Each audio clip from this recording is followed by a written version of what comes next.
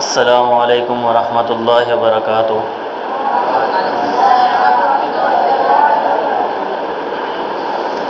الحمد للہ والصلاة والسلام علی رسول اللہ، اما بعد فاعوذ باللہ السمیع العلیم من الشیطان الرجیم، بسم اللہ الرحمن الرحیم۔ وذکر فإن الذکریٰ تنفع المؤمنین، صدق اللہ العظیم۔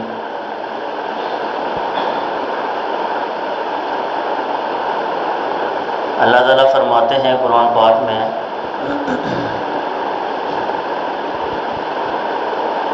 نصیحت کرنا، کسی کو اچھی بات بتانا، کسی کو اچھائی کی طرف بلانا، کسی کو اچھائی کی دعوت دینا، یہ ایک ایسی چیز ہے اور قرآن پاک کو پڑھنا، حدیث کا ذکر کرنا، اللہ تعالیٰ کا دل سے فرما بردار بننا اور دوسروں کو بھی اس کی دعوت دینا، یہ ایک ایسی چیز ہے جو مومنوں کو فائدہ دیتی ہے۔ اس لیے یہ آپ ہرگز نہ سوچا کریں کہ عام طور پہ درس ہوتا ہے یا جمعہ ہوتا ہے تو کہتے ہیں کہ یہ تو ہم نے پہلے بات سنی ہوئی ہے، سنا ہوا تقریباً سب کچھ ہوتا ہے، لیکن یاد دہانی ہوتی ہے اور مومن لوگ اس سے فائدہ اٹھاتے ہیں۔ تو الحمدللہ ہم بھی بار بار تلاوتیں کرواتے ہیں الحمدللہ، یا کوئی نظمیں سنتے ہیں یا مقابلہ کرواتے ہیں، اس کا یہی ہوتا ہے کہ آپ لوگ اس کے لیے تیار رہیں، کہیں بھی موقع ملے تلاوت کا، نظم پڑھنے کا، نعت پڑھنے کا، آپ لوگ پیچھے نہ رہیں۔ تو جیسا کہ الحمدللہ آپ سب لوگ جانتے ہیں، آج انشاءاللہ تلاوتوں کا ہمارا انشاءاللہ مقابلہ ہے، تو اللہ تعالیٰ سے دعا ہے کہ اللہ تعالیٰ آپ سب کو اچھی طرح تلاوتیں کرنے کی توفیق عطا فرمائے، اور جو سن رہے ہیں ان کو اچھی طرح سن کر ان پر عمل کرنے کی توفیق عطا فرمائے۔ میں بلا تاخیر دعویٰ دیتا ہوں تلاوت قرآن پاک کے لیے عبد الحنان کو۔ السلام علیکم ورحمۃ اللہ وبرکاتہ۔ وعلیکم السلام۔ اعوذ باللہ من الشیطان الرجیم، بسم اللہ الرحمن الرحیم۔ قل اعوذ برب الناس، ملک الناس، الہ الناس، من شر الوسواس الخناس، الذي يوسوس في صدور الناس من الجنة والناس، صدق اللہ العظیم۔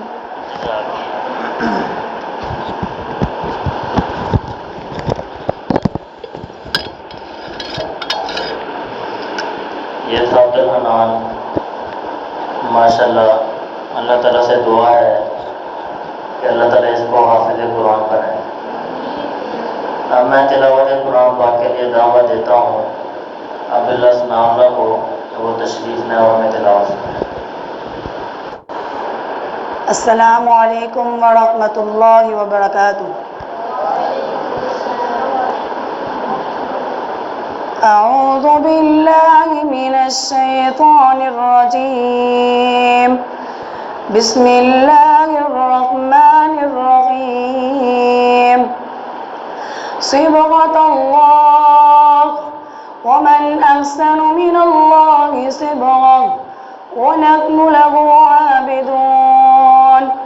قل أتهاجوننا في الله وهو ربنا وربكم ولنا أعمالنا ولكم أعمالكم ونحن له تقولون إن إبراهيم وإسماعيل وإسحاق ويعقوب والأسباط كانوا هودا أو نصارى قل أنتم أعلم أم الله ومن أظلم ممن كتم شهادة عنده من الله وما الله بغافل عما تعملون تلك أمة قد خلت لها ما كسبت ولكم ما كسبتم ولا تسألون عما كانوا يعملون صدق الله العظيم. अब मैं तिलावत कुरान पाक के लिए दावा देता हूँ मोहम्मद मुनीब को कि वो तशरीफ़ लाएँ और हमें तिलावत कुरान पाक सुनाएँ। أعوذ بالله من الشيطان الرجيم بسم الله الرحمن الرحيم إن هذا القرآن يهدي للتي هي أقوم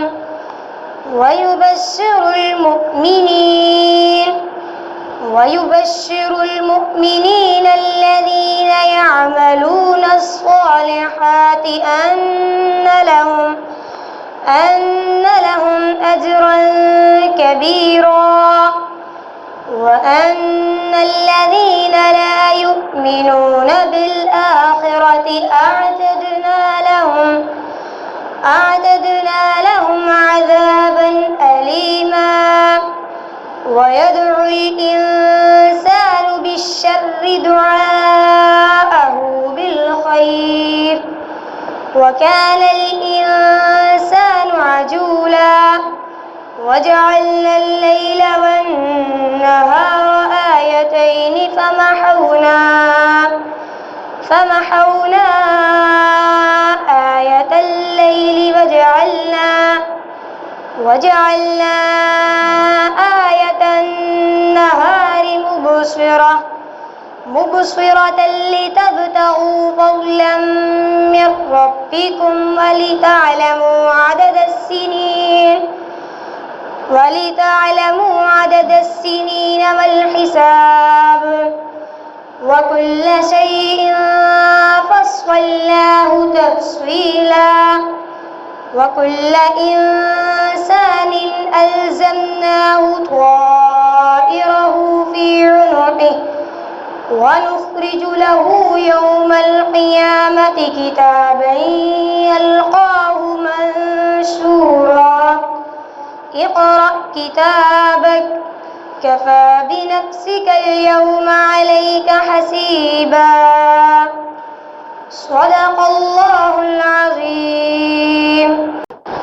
أعوذ بالله من الشيطان الرجيم بسم الله الرحمن الرحيم وما الحياة الدنيا إلا لهو ولعب وإن الدار الآخرة لهي الحيوان لو كانوا يعلمون فإذا ركبوا في الفلك دعوا الله مخلصين له الدين فلما نجاهم إلى البر إذا هم يشركون ليكفروا بما آتيناهم فليتمتعوا فسوف يعلمون أولم يروا أنا جعلنا حرما آمنا ويتخطف الناس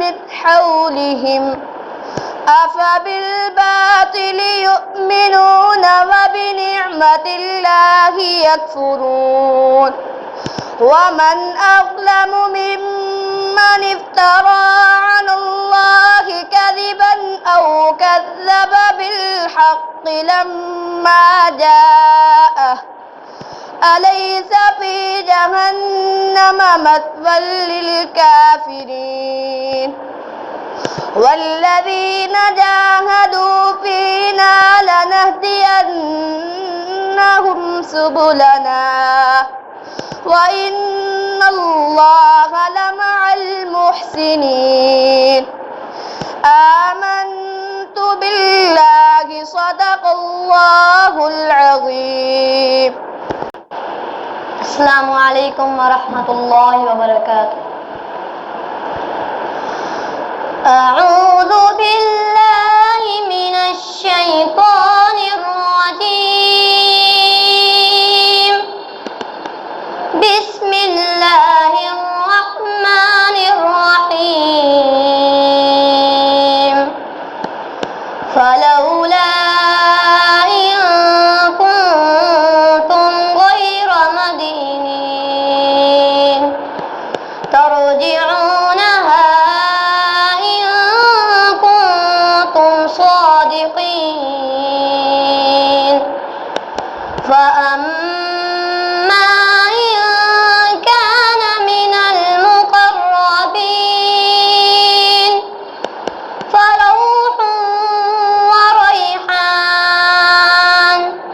فروح وريحان وجنة نعيم وأما إن كان من أصحاب اليمين فسلام لك من أصحاب اليمين وأما إن كان من المكذبين الضالين فنزل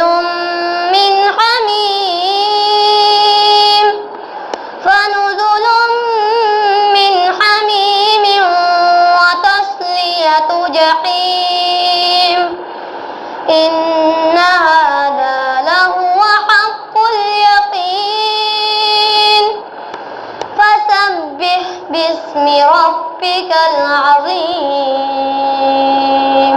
صدق الله العظيم السلام عليكم ورحمة الله وبركاته أعوذ بالله من الشيطان الرجيم بسم الله الرحمن الرحيم وجوه يومئذ ناظرة إلى ربها ناظرة ووجوه يومئذ باسرة تظن أن يفعل بها فاقرة كلا إذا بلغت التراقي وقيل من راق وظن أنه الفراق والتفت الساق بالساق إلى ربك يومئذ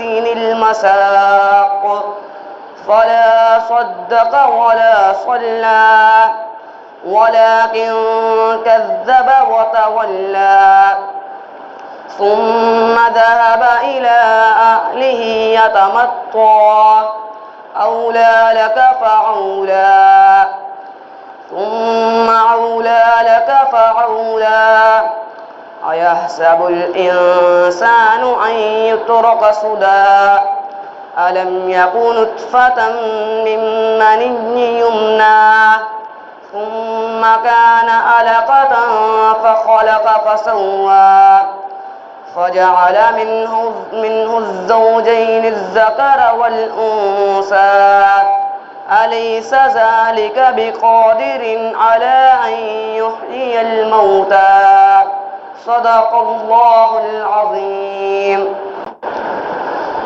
أعوذ بالله من الشيطان الرجيم بسم الله الرحمن الرحيم ولقد أهلكنا أشياعكم فهل من مدكر وكل شيء فعلوه في الزبر وكل صغير وكبير مستطر إن المتقين في جنات ونهر في مقعد صدق عند مليك مقتدر صدق الله العظيم.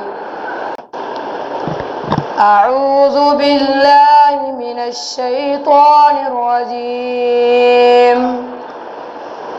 بسم الله الرحمن الرحيم. وقضى ربك ألا تعبدوا إلا إياه وبالوالدين إحسانا إما يبلغن عندك الكبر أحدهما أو كلاهما فلا تقل لهما أف ولا تنهرهما وقل لهما قولا كريما واخفض لهما جناح الذل من الرحمة وقل رب ارحمهما كما ربياني صغيرا ربكم أعلم بما في نفوسكم إن تكونوا صالحين فإنه كان للأوابين غفورا صدق الله العظيم. أعوذ بالله من الشيطان الرجيم. بسم الله الرحمن الرحيم.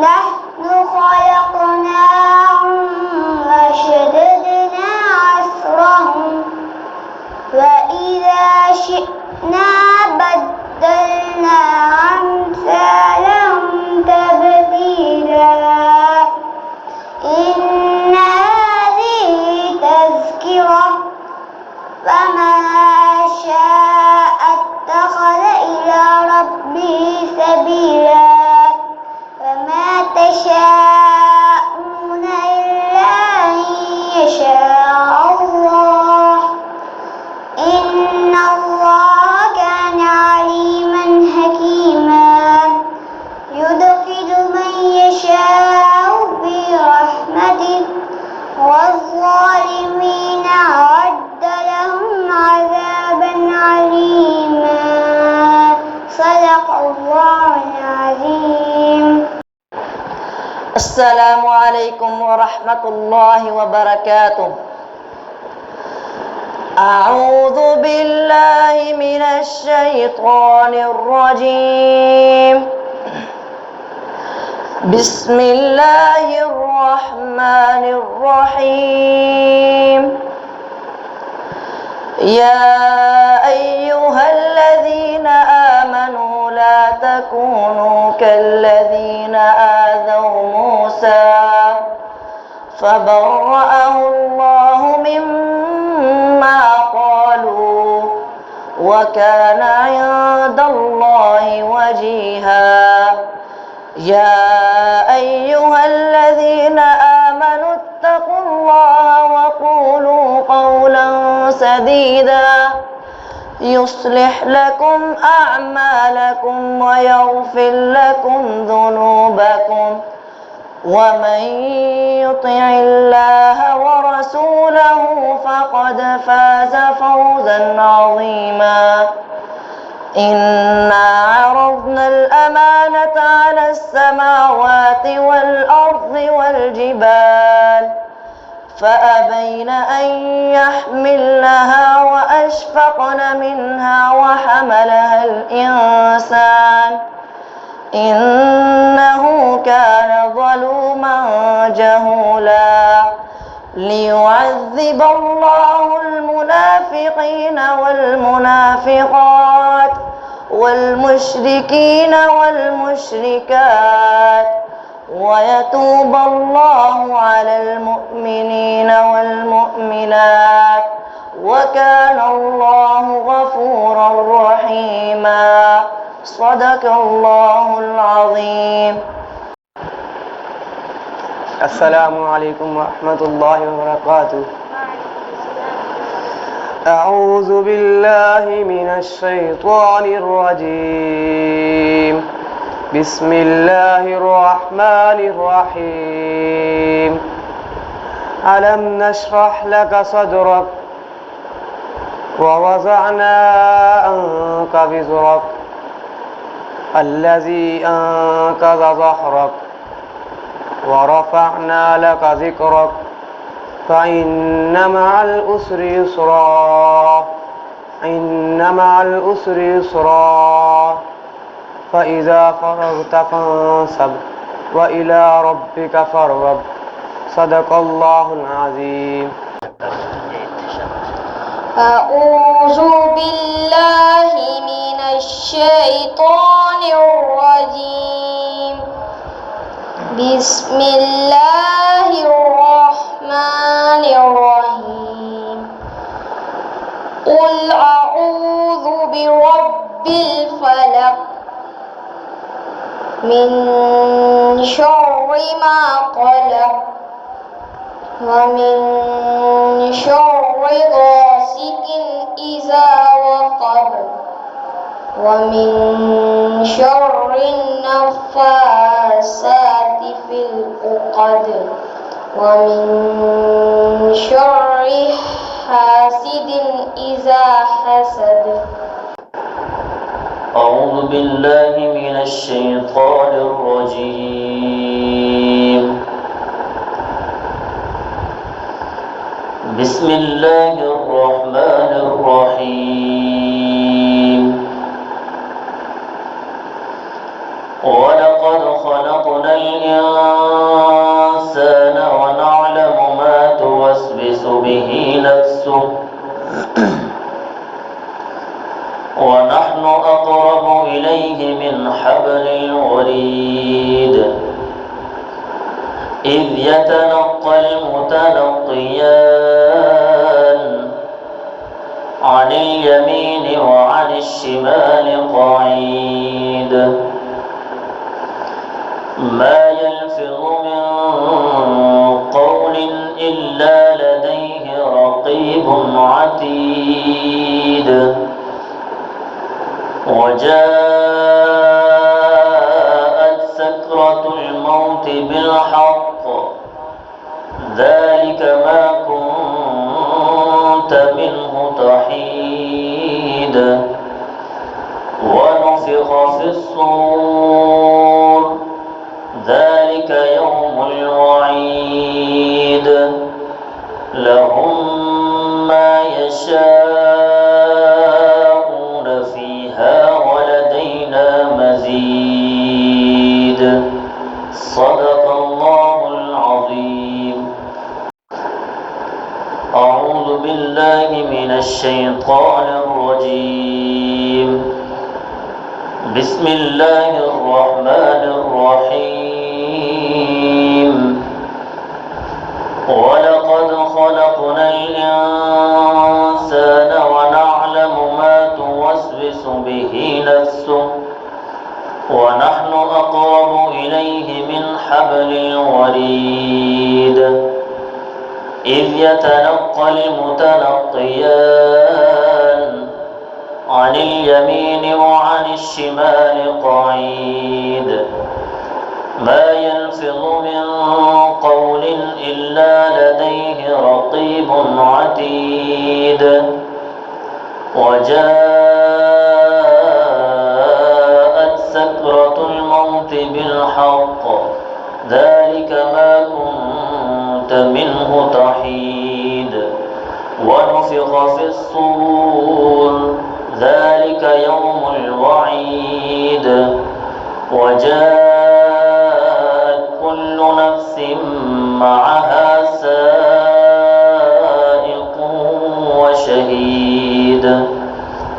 لقد كنت في غفلة من هذا فكشفنا فكشفنا عنك غطاءك فبصرك اليوم حديد وقال قرينه هذا ما لدي عتيد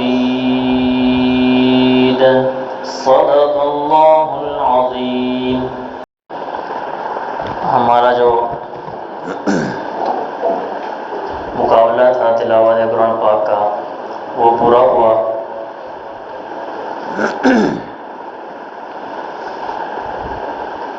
قرآن پاک کو یاد رکھنے کے لیے اور بہتر پڑھنے کے لیے سب سے پہلی بات